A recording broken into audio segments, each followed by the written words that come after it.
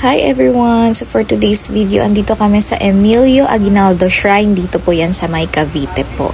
So, na-amaze lang ako kasi may water lily pa rin po pala dito.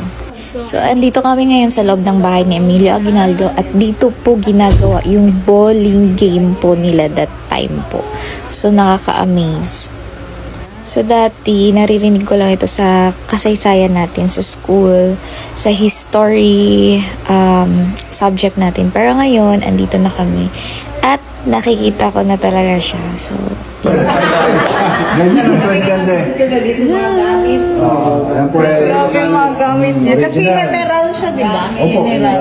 so, meron din dito kung saan nilalagay yung mga prisoners. Hindi ko alam kung prisoners to. Nakalimutan ko na kasi yung sinabi ng pulis sa amin. Kasi si Chief kasi parang siya yung naging tour guide namin dito. And napakabait niya. So, ito yung kasulatan ni yung mahabang sulat. Tsaka ito yung mga damit niya. Ito yung mga sapatos ni Emilio Aguinaldo. So, pupunta na kami sa second floor.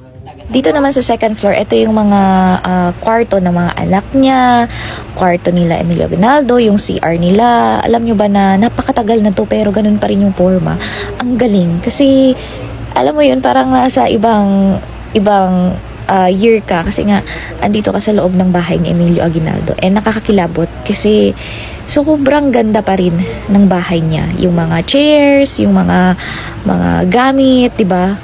So, yun lang guys. See you on my next mini vlog. Bye!